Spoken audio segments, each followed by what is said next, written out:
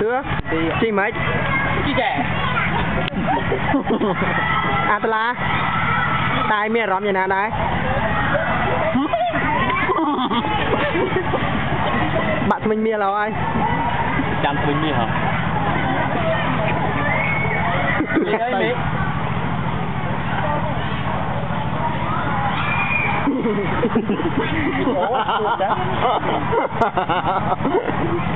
Thôi từ tua đi.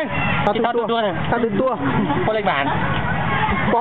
Có vâng tê. Bà nè.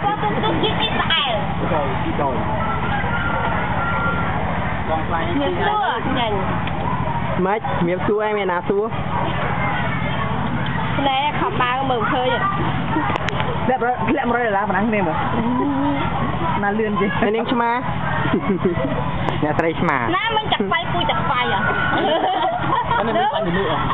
Mình bánh gì nữa? Mình bánh gì nữa? Anh em bánh gì nữa? Tôi nhăn bánh. Anh chặt phai. Lúc rong chặt phai. Anh nồng păng.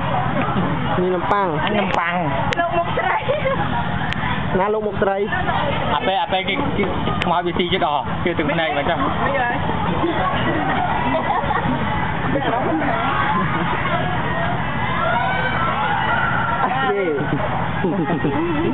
Sai cái lối à. Đó.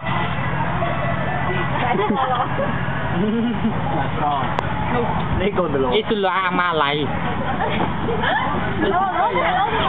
Được bao nhiêu được là bao nhiêu. Coi, bà họp na vào mình như đôi con một. Nè mơ ạ. Màu nó trong cả. Màu. Bỏi cho màu. Đó là tâm. Thì hai bà, cứ chỉ rôm mình than mà là dương mau. Xuân tắc, còn cream mà.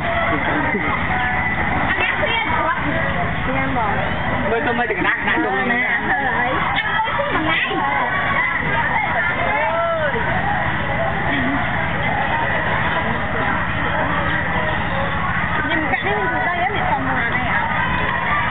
Ôi hơi cũng phải. Nấm pang. Nấm pang. Bế bên đó bế ở đây. Hai nấm pang này mà. Đây kìa.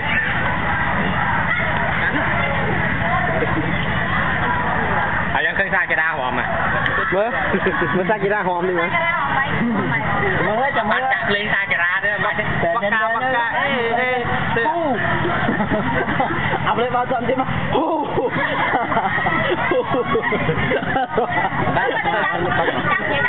รอลุ้นเนอะอัดเตื้อ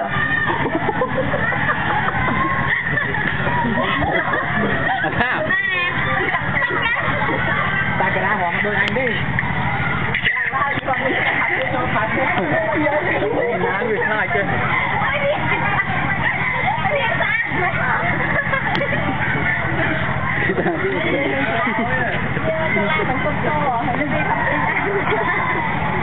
Mấy đá thì có mẹ làm nhà đấy. Ủa thật cho cái đội rồi à?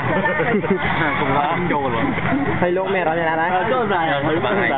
Bái mẹ. Bái mấy cái lỗ mới tận. Mẹ áo plak. Plak. Lỗ anh thử cái áo không mau như vô à? Chứ này không thằng không mau lại đúng không? Ê mẹ, anh chơi kìa. Trước mà mình á. Trước mà mình là. Lại. Này nếu mẹ làm như nào đấy? Anh em.